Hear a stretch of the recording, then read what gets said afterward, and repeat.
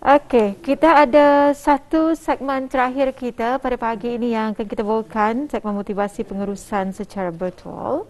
Kita sudah pun memberikan di awal tadi bersama tetamu undangan kita pada pagi ini, itu Yang Mulia Muhammad Nur Azlin bin Datuk Paduka Haji Muhammad Kasim, iaitu Pegawai Latihan Kanan Institut Perkhidmatan Awam, yang sudah pun bersedia bersama kita, iaitu kaedah kepimpinan dan pengurusan masa bekerja dari rumah. Baik, sekarang kita bersama dengan tetamu kita. Assalamualaikum Tuan. Waalaikumsalam warahmatullahi. Alhamdulillah, sihat ya? Alhamdulillah sihat. Alhamdulillah. Baik, kita akan perkatakan mengenai dengan kaedah kepimpinan dan pengurusan semasa bekerja dari rumah. Sekali lagi ya, audio penonton sekalian, kita perkenalkan tetamu kita sekarang bersama kita secara visual, iaitu Yang Mulia Tuan Muhammad Nur Azlin bin Datuk Paduka Haji Muhammad Kasim. Itu merupakan pegawai latihan kanan Institut Perkhidmatan Awam. Baik Tuan, kita ingin mengetahui apakah kaedah kepimpinan dan juga pengurusan masa yang mungkin Tuan ingin sampaikan. Silakan. Okay. Bismillahirrahmanirrahim. Assalamualaikum warahmatullahi wabarakatuh semua. Jadi insya-Allah pada pagi ini saya akan ingin mengungsikan dua kaedah pengurusan masa, iaitu matriks keutamaan dan teknik Pomodoro. Jadi sebelum Tuan meneruskan, kenapa pengurusan masa ini dapat dikaitkan dengan kepimpinan? Jadi memang pada masa ini dengan situasi pandemik COVID-19, ramai yang bertugas dari rumah, termasuk saya sendiri menggunakan bilik anak saya lah tuan. Jadi work from home ini memang berbeza, bukan sahaja daripada suasana lah, tapi dari segi komitmen yang amat berbeza. Contohnya di rumah, kalau tinggal dengan keluarga, kita ni sebagai pemimpin lah tuan di rumah tu, ada tanggungjawab kepada keluarga, contohnya kepada ibu bapa, kepada suami isteri dan anak-anak. Walaupun tinggal bersendirian ataupun yang bujang lah tu, mereka juga berperanan untuk memastikan masa lapang mereka diisikan dengan perkara berfaedah dalam memimpin diri sendiri. Jadi oleh itu pengurusan masa amat kritikal dalam mengimbangkan kerja dan komitmen di luar kerja. Dan Tuan, kita ingin mengetahui, mungkin dapat dijelaskan dan terangkan kepada penonton kita apakah kaedah pertama, iaitu matriks keutamaan. Okey. Jadi matriks keutamaan ini kalau dilihat dalam skrin ada 4 kuadran lah tuan, di mana ia dibahagikan kepada laksana, rancang, wakilkan dan kurangkan. Jadi 4 kuadran ini sebenarnya membantu seseorang individu untuk mengatur kerja-kerja ataupun aktiviti mereka dalam sehari ataupun dalam satu minggu, dalam satu masa. Tadi Tuan ada mengatakan apa? Cordon. Jadi apa sebenarnya contoh bagi setiap cordon ini? Jadi dalam kuadran yang pertama, laksana adalah perkara yang perlu dikendalikan, yang amat penting dan amat segera. Contohnya apabila menghadiri mesyuarat. Akan tetapi kalau mesyuarat itu contohnya pada waktu petang nanti, jadi ia akan dijadikan sesuatu yang akan dirancang dan kita boleh memberi tumpuan kepada laksana, kepada tugas-tugas yang lebih diutamakan. Manakala wakilkan adalah aktiviti yang boleh diberikan kepada mereka yang mampu mengendalikan untuk pihak kita, dan juga kurangkan ini adalah untuk mengurangkan aktiviti-aktiviti yang kurang berfaedah. Baik. Dan Auda, mungkin kita ingin mengetahui juga ya, Tuan, mengenai dengan kita nak merujuk matriks keutamaan. Jadi apa perlu dibuat jika menghadapi kecemasan ataupun perkara yang di luar perancangan? Okey. Jadi apa saja yang menjadi diutamakan, contohnya kecemasan ataupun ada sesuatu yang di luar dugaan, tuan. Jadi terus yang menjadi laksana. Contohnya kalau ada perjanjian doktor ataupun ada yang sesuatu yang di luar dijangka macam kecemasan apa-apa, jadi ia terus perlu dilaksanakan. Jadi apa saja yang contohnya lah kita ni berada dalam mesyuarat, dan kalau ada kecemasan, kita boleh keluar daripada mesyuarat, minta tolong wakilkan kepada rakan, ataupun kalau mengurusi mesyuarat tersebut boleh ditundakanlah mesyuarat itu, disambung pada hari yang lain. Jadi dimaklumkan lebih awal lagi lah. Jadi di sini seterusnya Tuan ya, apakah antara kaedah pengurusan masa kedua? Okey. Jadi masa kedua ni amat unik namanya teknik Pomodoro. Ia lebih kepada membantu seseorang individu tu lebih fokus dalam membuat kerja, sesuatu kerja itulah.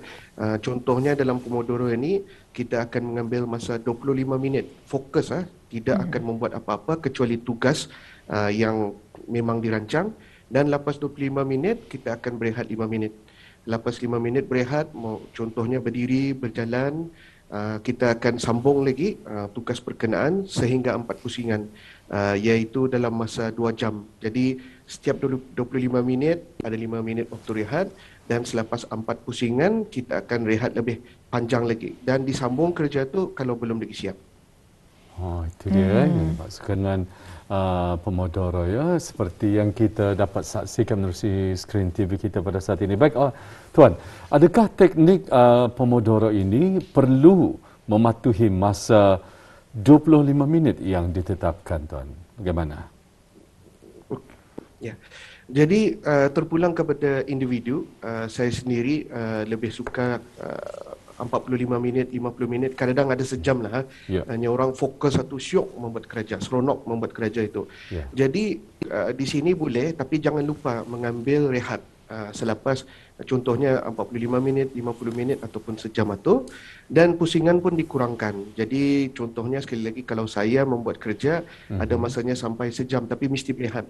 Dikhawatiri kalau kita terlalu lama duduk di depan laptop contohnya, kita ni kadang takut kesihatan, sakit belakang apa itu ini. Betul. Dan juga kadang-kadang apabila buat kerja ni terlalu lama, kita ni lalai dari segi contohnya kewajipan keluarga ataupun beribadah.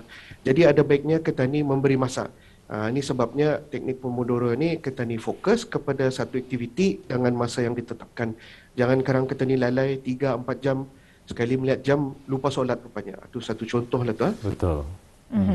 Jadi saya di sini tertarik ya, kalau tadi Tuan ada mengatakan dalam kita ni melaksanakan tugasan kita work from home ni, suasana itu perlu juga ada komitmen yang berbeza ya. Dan misal kata, oleh kerana Ketania itu bertugas di rumah, jadi perlu ada ruang yang strategik lah, ruang yang strategik. Kalau Tuan sendiri, seperti yang Tuan katakan, Tuan menggunakan di mana tempatnya dan sebagainya, mungkin juga ada tips-tips yang boleh digunakan pakai untuk penonton kita. Di manakah tempat yang paling sesuai kalau kata ni work from home ni? Jadi untuk mengungsikan, saya tinggal dengan 3 orang anak lah tu. Jadi isteri saya menggunakan bilik utama. Saya menggunakan bilik anak lelaki saya, manakala anak perempuan saya yang tua lah tu menggunakan bilik dirinya sendiri. Tapi kesian anak saya yang laki-laki terpaksa menggunakan ruang tamu. Jadi di sini sebagai memang difahami kita ni semua yang work from home ni, kanak-kanak pun juga belajar secara atas talian lah tu, online, terpaksa memberi ruang lah tu, membagi masa, dan ada masanya juga yang baiknya kita ni menyediakan satu ruang khas. Contohnya kalau ada sesi online mesyuarat seperti menggunakan aplikasi Zoom ini, jadi ruang itu dapat di-booking, dapat dibahagi-bahagikan. Kalau isteri menggunakan, itulah masanya isteri menggunakan. Kalau orang lain pun menggunakannya, contohnya anak pun menggunakan, itulah kita ni membahagi masa. Masa itu sangat penting apabila kita ni lihat di situasi work from home ni, sebab kita ni memang sama-sama orang mengungsikan ruang rumah tu. Sepertinya Menteri Kementerian Kesihatan memang teranah di rumah. Memang betul. Itulah sebab itu saya tertarik ya, bila bagaimana kita ni work from home, banyak di antaranya bahkan keseluruhannya petani yang bekerja di rumah kerana ada jadual-jadual yang diberikan itu. Dan juga seperti yang Tuan katakan, memang tani ada komitmen yang lain, terutama sekali bila tani menggunakan meeting Zoom ini, anak-anak tani pun memakai jua sebab pembelajaran mereka, dan juga isteri yang bertugas pun macam itu. Sebab itu petani perlu ada kawasan yang selesa ataupun tempat yang selesa, dan juga saya tertarik dengan Tuan katakan tadi waktu-waktu yang ditetapkan. Dan lain lagi halnya kalau petani tinggal serumah yang mempunyai ramai adik-beradik, mungkin banyak mempunyai anak-anak kecil, pagi-pagi bising dan sebagainya. Macam mana? Mungkin ada tipsnya ni Tuan untuk menghalang orang tani mana atau ada bising dan juga sebagainya. Jadi mungkin ada saranan tips yang boleh Tuan nak berikan? Yang tip paling baik kalau boleh beli headset yang murah lah. Di mana ada mikrofon dan headphone. Sebab terus terang anak saya masa ni di bilik sebelah lah tu, dalam biliknya sendiri. Ada masanya anak saya menjawab soalan kadang-kadang kedengaran. Bukannya semangat bersuara dengan tinggi. Jadi dikhawatiri kalau dalam sisi wawancara contohnya ada baiknya menggunakan headset dan mikrofon supaya agar tidak bising. Sama juga kadang-kadang jiran, bukan pulangkan diucap jiran, tapi ada bunyi lah tu, mungkin kadang-kadang ada kerja-kerja. Jadi ada bisanya lah menggunakan headset dan mikrofon ini. Sebab memang sukar. Kita ni di rumah tidak dapat mengatur guru. Kesian je guru kan. Sebab guru memang ada slot masanya. Jadi di sini kebijaksanaan lah tu, di mana mencari ruang, menggunakan alat-alat yang ada. Anda perlu yang mahal, yang murah saja. Jangan yang gaming lah. Kalau yang gaming itu memang kadang-kadang beratus harganya. Yang murah saja pun mencukupi. Alhamdulillah. Sebab apa? Sebab apa saya tanya di sini, audio penonton? Sebab ini merupakan satu peluang petani untuk mengetahui kadang-kadang ada permasalahan di sekitar. Jadi oleh kerana tajuk yang kita bawakan, Kaedah Kepimpinan Pengurusan Masa Bekerja di Rumah ini, banyak aspek yang perlu petani lihat sebenarnya dalam melaksanakan tugasan kita. Jadi cuba bayangkan ya, headset pun memainkan peranan penting, tempat pun memainkan peranan penting. Sebab apa? Petani ada ahli keluarga yang lainnya. Jadi bila ada ahli keluarga yang lainnya, manalah tahu tiba-tiba ada orang melintas menyanyi kah, berteriak dan sebagainya. Jadi ianya boleh mengganggu suasana dan juga situasi petani. Betul. Waktu bertugas, tahu-tahu ada orang menyanyi. Baik lagunya slow, maunya lagunya teriak-teriak, macam mana?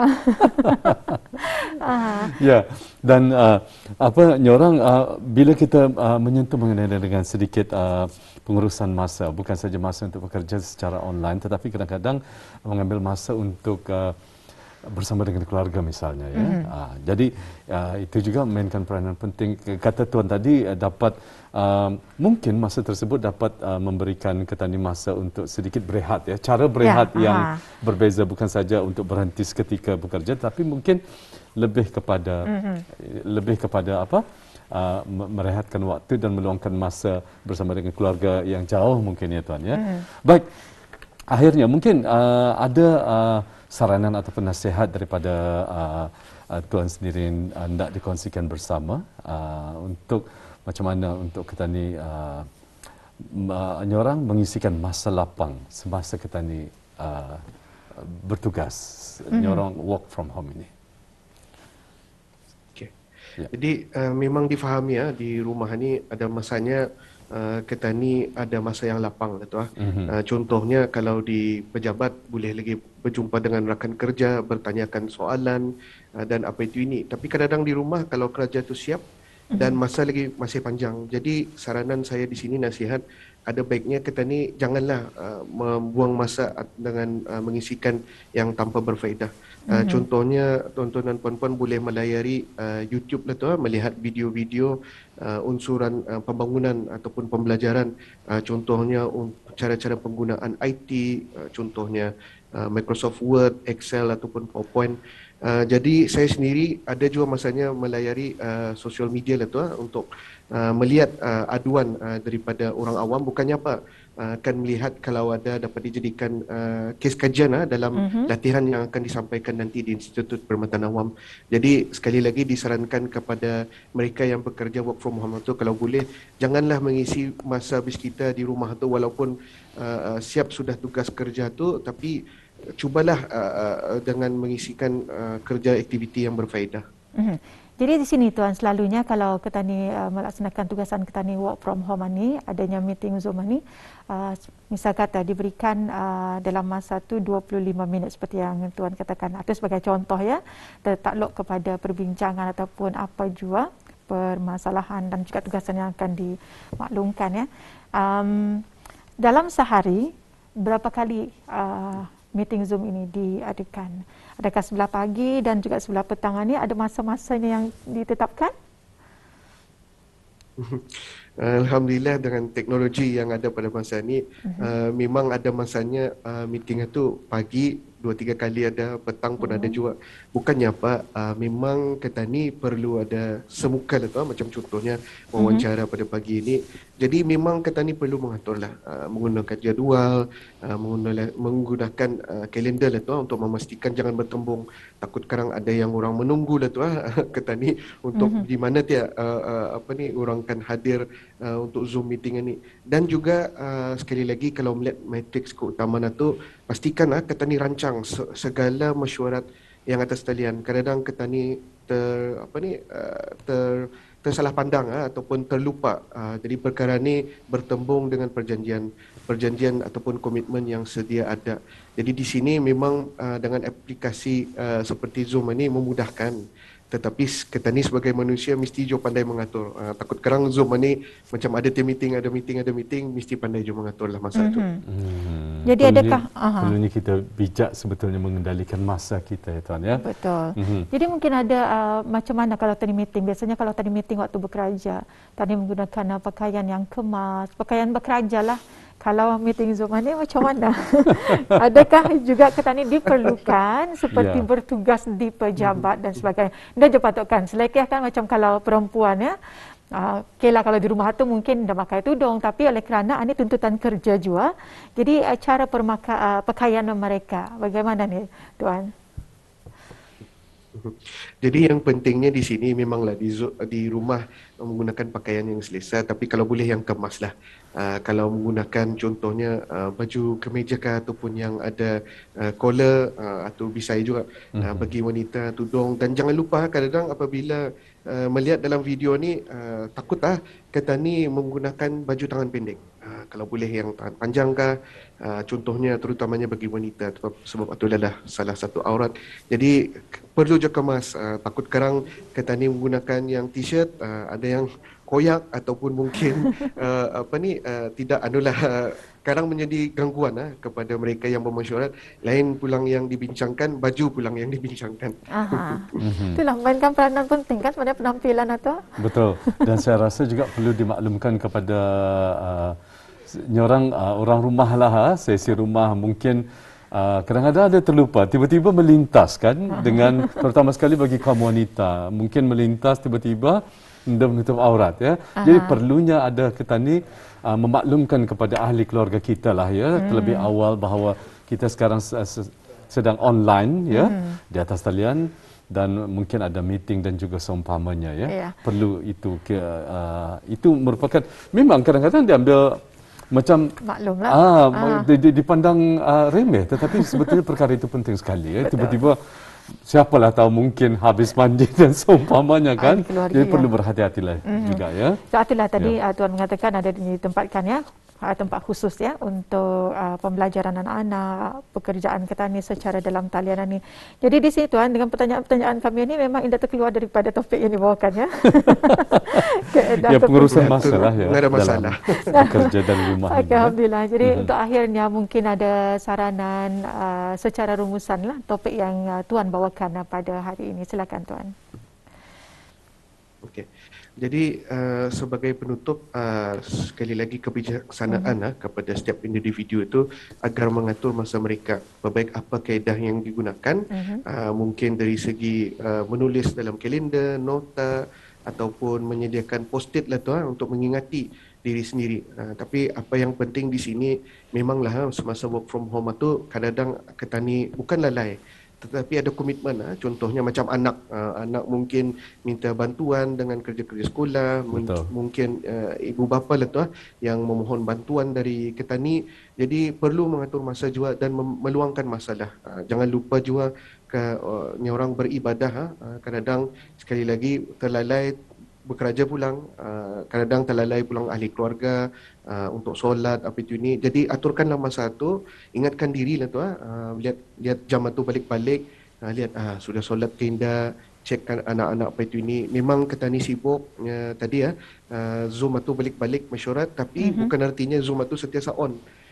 Kalau boleh kita ni mohon rehat sekejap, menyubuk kepada anak-anak, cek semua okey ke tidak. Jadi itulah salah satu kira saranan daripada saya sebagai penutup. Okey. Pak Cidwan, terima kasih kami ucapkan kepada Yang Mulia Tuan Muhammad Nur Azlin bin Datuk Paduka Haji Muhammad Kasim untuk selaku Pegawai Latihan Kanan Institut Perkhidmatan Awam dengan penjelasan dibawakan pada hari ini. Terima kasih Tuan. Assalamualaikum. Waalaikumsalam warahmatullahi